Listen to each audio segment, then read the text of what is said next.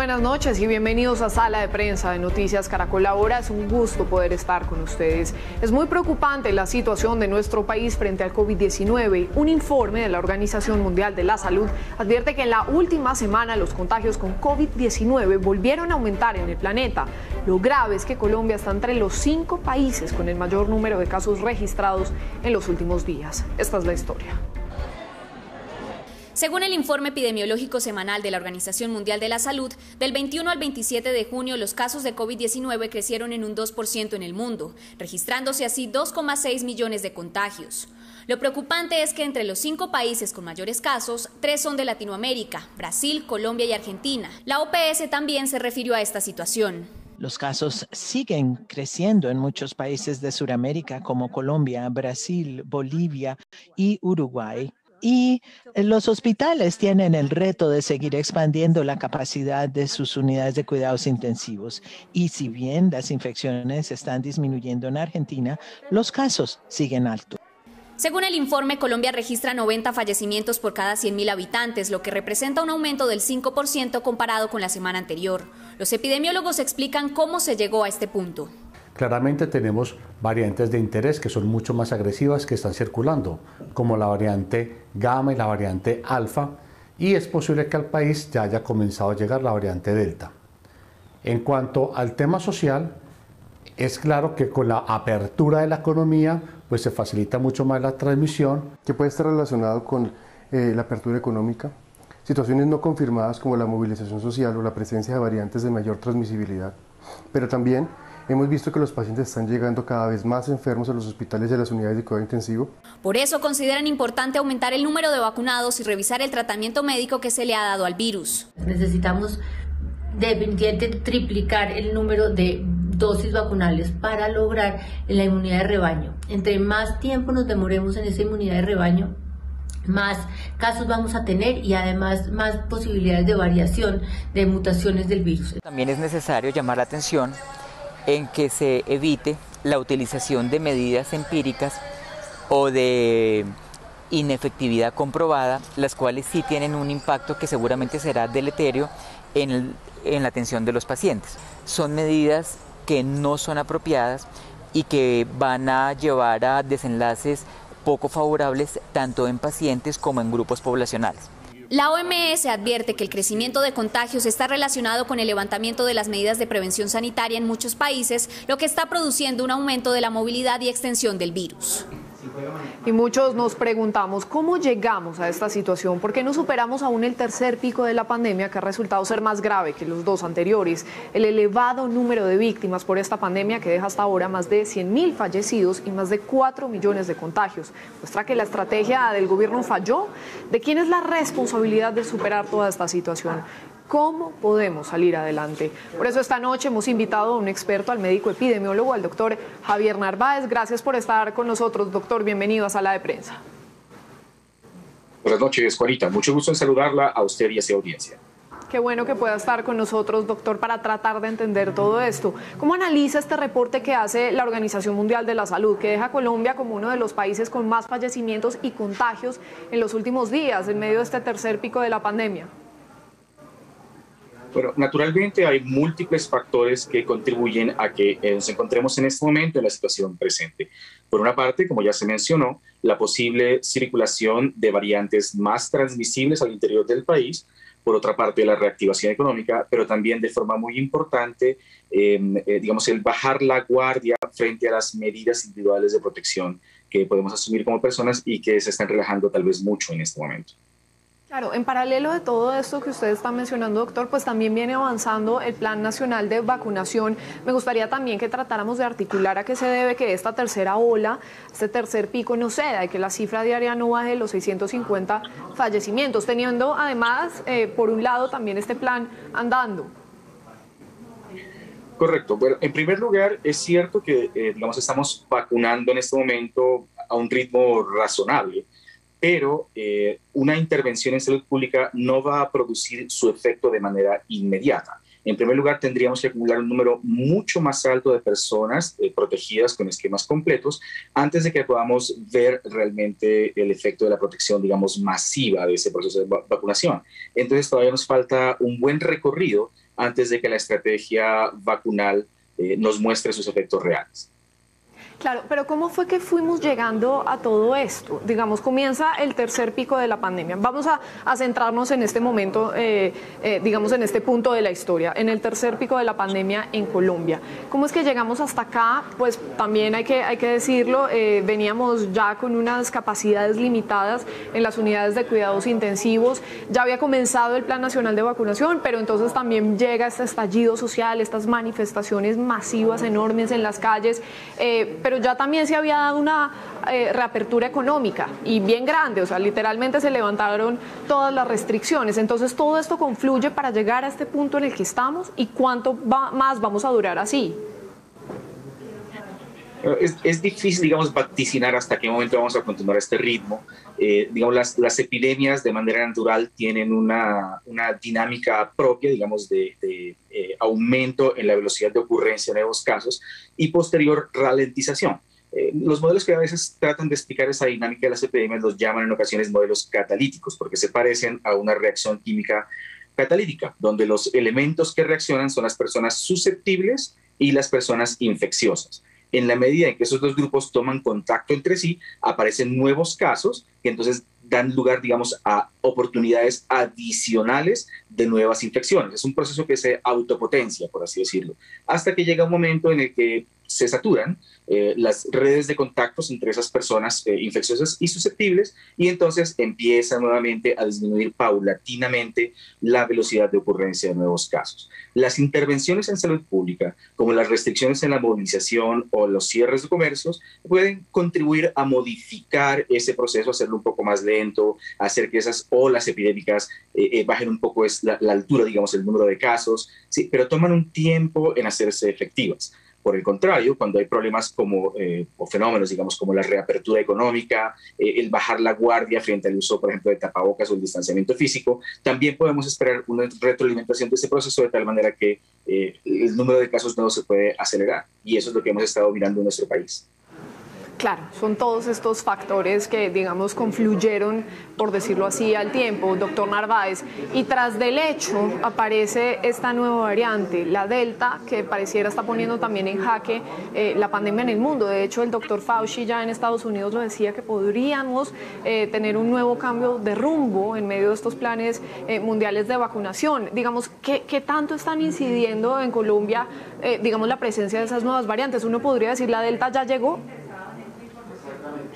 Todavía no tenemos confirmación de que la variante Delta esté circulando ampliamente en Colombia, pero posiblemente llegará en un momento relativamente pronto. En este momento sabemos que tenemos las variantes Alfa y Gamma, que de todas maneras tienen una transmisibilidad superior, digamos, a la variante original que tuvimos en nuestro país. Es decir, de todas maneras, esas representan un aumento en la velocidad de ocurrencia de nuevos casos. Cuando tengamos otras variantes, posiblemente también con velocidad superior de contagio, pues estaremos en una situación de relativa urgencia, digamos, ¿no? Frente a la necesidad de mitigar esa transmisión de persona a persona. Y en Colombia, doctor, se han aplicado más de 17 millones de dosis, hay más de 6 millones de vacunados. ¿Eso qué podría indicarnos? ¿Vamos bien? ¿Todavía falta? Digamos, también lo sabemos por cuenta de distintos expertos que la vacunación pues, es importante, pero todavía se tarda, digamos, en ver esos efectos. En realidad todavía nos falta recorrer un trecho importante. O sea, en este momento, como usted lo dice, tenemos cerca de un 12-13% de la población total de Colombia con esquemas completos de vacunación. Hay que reconocer que además incluso una persona con el esquema completo tiene una probabilidad pequeña de llegar a tener un contagio, menor al 5%, porque se espera que las vacunas protejan al menos en un 90-95%. pero entonces aún las personas vacunadas podrían tener un pequeño riesgo de contagio, de tal manera que el camino por recorrer todavía es muy grande, ¿no? Apenas tenemos, insisto, digamos un 12% de la población plenamente protegida. Las personas que solamente han recibido una dosis tienen que ser muy cuidadosas porque la protección que confiere una sola dosis no es ni por cerca, digamos, una protección completa. Entonces no hay que bajar la guardia frente a las otras medidas como el distanciamiento físico, el lavado de manos, la ventilación de los espacios, la evitación de aglomeraciones y el uso del tapabocas. Claro, porque lo que suele pasar, y esto digamos es evidente para muchos de nosotros, es que la gente se está vacunando y literalmente se relaja, pensando que como ya tiene el esquema de vacunación completo, las 2 dosis, o bueno, esta vacuna de Janssen, etcétera, ya chequearon la pandemia, pero no es cierto. ¿Por qué no es cierto, doctor? Una vez más, con vacuna o sin vacuna, las demás, digamos, intervenciones de protección, de mitigación de la epidemia son supremamente importantes para mantener el virus a raya. La posibilidad de quedar protegido, digamos, frente al virus depende de que tengamos una respuesta inmune capaz de neutralizar digamos, al virus si llegamos a infectarnos. La vacuna entrena a nuestro sistema inmune para que esté preparado, digamos, para recibirlo precisamente, por así decirlo, con armas en alto, de tal manera que pueda neutralizar ese virus. Pero no hay garantía de que el 100% de las personas vacunadas estén igualmente, digamos, 100% protegidas contra el virus. Se espera, digamos, que un 95% de las infecciones sean frenadas gracias a la vacuna, pero habrá un porcentaje de casos en los cuales el sistema inmune no llega a desarrollar una respuesta completa que permita neutralizar al virus. Y además, insisto, pues si no tenemos un esquema completo todavía, con mayor razón tenemos que mantenernos al tanto. Y por supuesto, también hay personas que con indicaciones médicas muy específicas no pueden recibir la vacuna o no pueden recibirla todavía. Y precisamente para protegerlas a ellos es que los demás tenemos que tomar la vacuna tan pronto como la tengamos disponible para nuestro grupo. También se ha hablado, doctor Narváez, de que los esquemas de vacunación actuales, digamos, tienden a reducir un poco su nivel de efectividad frente a nuevas variantes. ¿Qué tanto eso debería preocuparnos o no? Precisamente, digamos, uno de los grandes problemas que tenemos frente a esta pandemia, esta epidemia, es que estamos frente a un grado altísimo de incertidumbre acerca de cómo se comporta este virus. Digamos que la situación es mutable a diario, ¿verdad? Entonces, cuando aparecen nuevas variantes, tenemos que volver a examinar si los esquemas de vacunación de los cuales disponemos son efectivos contra estas variantes o no. Al parecer, hasta el momento, aunque algunas variantes podrían, digamos, exhibir una protección un poco reducida con respecto a la variante original, parece ser que las vacunas que tenemos disponibles en este momento, las vacunas de primera generación, son de todas maneras efectivas, digamos, para protegernos frente a las variantes que circulan en este momento. Esa situación puede cambiar en el futuro. Por eso, digamos, continúa el proceso de desarrollo de vacunas de segunda generación que eventualmente puedan hacerle frente a variantes emergentes en el futuro.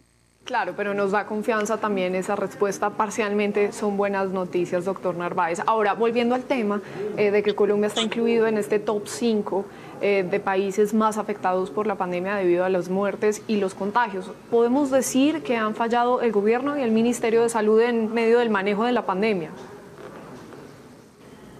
Pero, digamos, siempre es más fácil juzgar las cosas de forma retrospectiva que cuando estamos frente a una decisión. Una vez más, los tomadores de decisiones en salud pública tienen que definir políticas en un escenario de incertidumbre y con evidencia limitada. Así que es difícil, digamos, un poco juzgar las acciones de esas personas, digamos, que se ven enfrentadas a ese escenario de incertidumbre. Claro, naturalmente que hay cosas que pudieron haberse hecho mejor y algunas que se están corrigiendo, digamos, por el camino. Posiblemente, digamos, uno de los puntos más importantes en los que tal vez valga la pena modificar la trayectoria que traemos es nuevamente imponer, digamos, algunas medidas que limiten la movilidad al interior de la ciudad, la movilidad urbana, en términos de los sistemas de transporte masivo y la apertura del comercio. Por más doloroso que esto sea, si permanecemos prácticamente sin restricciones como nos encontramos en este momento, la rapidez de los contagios podría en cualquier momento superar la capacidad del sistema de salud para hacerle frente a las nuevas infecciones. Claro, que es lo más grave. ¿Y hasta qué punto medidas como las cuarentenas, las restricciones, digamos, similares, siguen siendo una opción o eso ya está descartado? Siguen siendo una opción. Lo que pasa es que, digamos, cuando hemos tenido medidas restrictivas por periodos de tiempo tan prolongados como ha ocurrido en esta ocasión, pues obviamente se genera también un impacto económico sobre la capacidad, digamos, de supervivencia de las personas frente a este cierre económico, que hace difícil que las personas se acojan, digamos, a este tipo de medidas de restricción en la movilidad. Pero posiblemente tengamos una vez más que volver a situaciones, digamos, de restricción en la movilidad y el comercio. Que difícilmente podríamos ver otras salidas, otras intervenciones, digamos, de efecto rápido que podamos tener a la mano. Claro, así sea temporal. ¿Y qué papel jugamos los colombianos en medio de esta crisis? También, doctor Narváez, digamos, hay culpa, por supuesto, pero ¿hasta qué punto? ¿En qué medida? Una vez más, si uno sale a la calle y mira el comportamiento de las personas, tú te das cuenta que muchas personas no están utilizando el tapabocas, o lo utilizan solamente para cubrir la boca, pero dejan descubierta la nariz, o lo llevan en el cuello. ¿Sí? Que las personas no respetan el distanciamiento físico. Tú vas a hacer fila en un centro comercial, en un banco, en un almacén de cadena, y tú ves cómo las personas se aproximan sin tener las consideraciones del caso. ¿Sí? Las personas empiezan a hacer también más reuniones sociales y familiares innecesarias, digamos, y estos son escenarios que propician el contagio. Entonces, tenemos que mantener las medidas de protección, una vez más uso de tapabocas, lavado de manos, distanciamiento físico, evitar las salidas innecesarias, si esperamos salir de este problema todos juntos y pronto. Y así las cosas que deberían hacer las autoridades de salud para tratar de superar esta crisis. Bueno, en general, creo que todos. Esto es necesario, digamos, que todos los actores sociales trabajemos para esto. Claro que sí, como siempre lo hemos dicho, este es un asunto, digamos, de corresponsabilidad, donde cada uno de los actores sociales tiene una tarea por cumplir. Nosotros como individuos, como ciudadanos, pues tenemos la tarea del autocuidado y del cuidado de las personas que están cerca de nosotros. Y naturalmente las autoridades de salud también tienen la tarea de tomar las decisiones, digamos, más razonables a la luz de la evidencia para tratar de minimizar el impacto de esta epidemia en salud pública.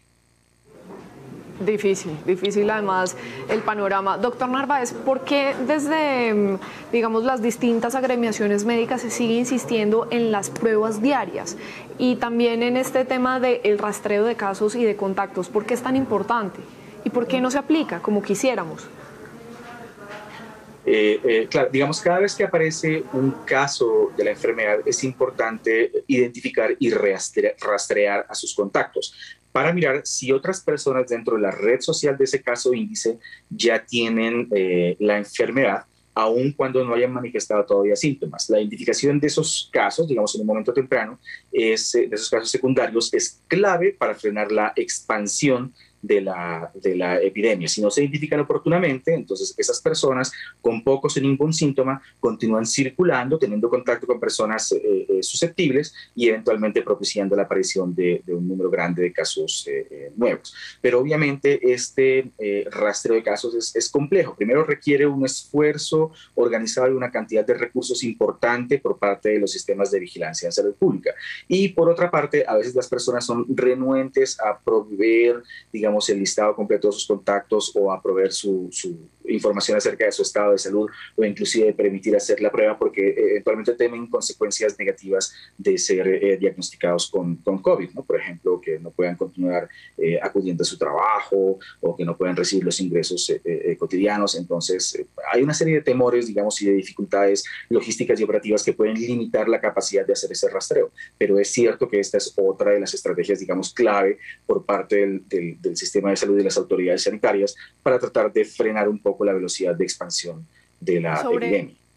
Claro, y sobre eso algunos incluso han hablado de la inmunidad de contagio, es decir, que va a llegar un momento en que las cifras de infectados van a bajar, pero por la gran cantidad de personas que se han contagiado. ¿Usted qué piensa? Porque, pues, por supuesto, a mayor nivel de contagio, pues también mayor probabilidad de muerte. Sí, tú estás hablando del fenómeno, digamos, de inmunidad de rebaño. Sí. Digamos, pensar en inmunidad de rebaño por parte, digamos, de la infección natural adquirida naturalmente es absolutamente ilógico. Digamos, es una estrategia que traería un coste en vidas humanas y en general en daño para la salud, pues deleterio e inaceptable. Llegar a la inmunidad de rebaño por, digamos, mediante la utilización de los esquemas de vacunación, esa sí es una meta razonable y deseable, pero que una vez más nos va a tomar un tiempo considerable antes de llegar a los niveles, digamos, de vacunación suficientes para evitar la propagación de la epidemia, especialmente si aparecen nuevas variantes, digamos, emergentes de mayor transmisibilidad que las que se encuentran actualmente. Porque para contener una variable más transmisible se requiere llegar a un umbral de vacunación todavía más alto. Claro, podríamos llegar a esa probable inmunidad de rebaño, pero el problema es que, digamos, los contagios van mucho más rápido que los planes de vacunación. Desde su experiencia, doctor Narváez, ¿qué cree que va a pasar con esta pandemia? ¿Cómo ve también un poco el panorama en Colombia? Bueno, todavía, insisto, tenemos por delante un reto grande. ¿Sí? La posibilidad que tenemos de salir juntos de este problema depende en gran parte, pues, digamos, de que continuamos teniendo las vacunas, los diferentes tipos de vacunas disponibles para que aumentemos el ritmo de vacunación. Se necesita empezar a vacunar un poco más rápido y que los ciudadanos también, una vez más, nos comprometamos con esa corresponsabilidad de protegernos y proteger a quienes nos rodean. Sin esas medidas, posiblemente no vamos a ver una salida pronta de este panorama.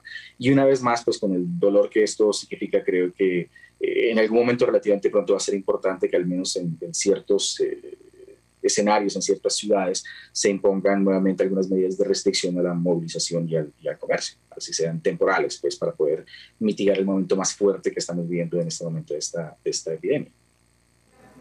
En medio de todo esto, ¿cómo cobra de relevancia esa frase de que nadie está seguro hasta que todos estemos seguros? Qué momento tan duro el que estamos viviendo en medio de este tercer pico de la pandemia en Colombia, justo cuando los casos en promedio siguen estando por encima de los 33.000 y las muertes por encima de las 650 diarias, 650 colombianos que están muriendo todos los días. Importante escuchar a la comunidad médica, científica y cuanto antes aplicar y concertar, digamos, todas estas estrategias que hemos mencionado a lo largo de este diálogo para ojalá pronto salir de esto y seguirnos cuidando, por supuesto, confiar en la vacunación y en el autocuidado, hoy más que nunca. Es el doctor Javier Narváez, médico epidemiólogo. Gracias, doctor, por su tiempo y por este análisis. Muy amable. A ustedes, muchas gracias. Buenas noches. Buenas noches. Muy bien, así hacemos una pausa y cuando regresemos nos va a estar acompañando Ricardo Ospina para contarnos qué es lo que tiene hoy en su radar. Ya volvemos.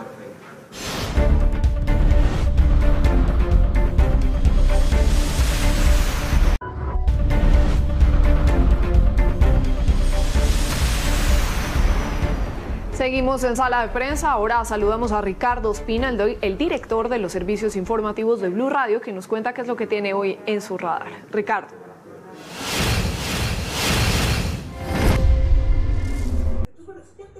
Hola, buenas noches. Hoy entra en el radar aquí en sala de prensa en Noticias Caracol Ahora la enorme tormenta política que se ha originado por las declaraciones de la alcaldesa de Bogotá, Claudia López, en torno a los que ella considera los responsables de la violencia, de los muertos y de la pugnacidad en las calles de Bogotá en algunos escenarios, por los enfrentamientos entre jóvenes llamados de la primera línea que han cometido actos de vandalismo e integrantes del ESMAD que han cometido evidentes excesos. La alcaldesa Claudia López desde hace al menos 4 días, aunque ha sido muy vehemente en las últimas horas, responsabilizó a lo que ella considera los extremos del espectro político. La extrema izquierda, ella lo asimila al petrismo, y la extrema derecha lo asimila al uribismo como los responsables de lo que está pasando en Bogotá. Dice ella que el petrismo con su discurso ha radicalizado a centenares de jóvenes que se hacen llamar de la primera línea y que los ha apoyado con entregarles recursos, cascos protectores y otro tipo de elementos como viseras, pero que detrás de eso hay bombas molotov, hay machetes, hay secuestros, hay vandalismo y hay todo tipo de delitos. Y por el otro lado dice que el uribismo, a través de su jefe natural, el expresidente Álvaro Uribe, ha atizado los odios y ha dicho que, según ella, asimila a todos los jóvenes a terroristas y dice que, según Uribe, no hay motivos para protestar. Y señala que ese es caldo de cultivo para los evidentes excesos que han cometido algunos integrantes de la policía, particularmente del ESMAD, en contra de manifestantes, en contra de transeúntes y en contra incluso de periodistas. La lista, según la ONG Human Rights Watch, habla de más de 40 personas asesinadas en las protestas, la mayoría de ellas atribuidas en investigación a integrantes de la policía. La respuesta ha sido muy dura en un sentido y en otro, porque mientras Gustavo Petro dijo que lo que hace Claudia López es, primero, convertirse a una política de derechas y segundo, apoyar con sus señalamientos la candidatura de Sergio Fajardo del centro de la Coalición de la Esperanza, desde el uribismo, desde el Centro Democrático, le están pidiendo que rectifique, que no los iguale a Petro y al petrismo. Y por otro lado, el expresidente Álvaro Uribe le ha dicho deslenguada, lo ha dicho a través de Twitter, luego de que la alcaldesa dijera hoy en Blue Radio que a ella el uribismo la trató de matar 2 veces y que por eso ella tuvo que salir del país. Luego, explicando la idea, dijo que 2 dirigentes políticos vinculados al uribismo y que tuvieron vínculos con los paramilitares habían pagado sicarios para matarla en 2 oportunidades en tiempos anteriores de su vida política y de su vida pública. El trasfondo ha sido el llamado de la alcaldesa a que cesen los odios, dijo ella, a que tanto Petro como Uribe hagan campaña para el 2022 para la presidencia, pero sin utilizar, dice ella, como carne de cañón a los jóvenes bogotanos. Gracias, Ricardo. Y hasta aquí, Sala de Prensa de Noticias Caracol Ahora. Los dejamos con el segmento económico Signo Pesos. Buenas noches y hasta la próxima.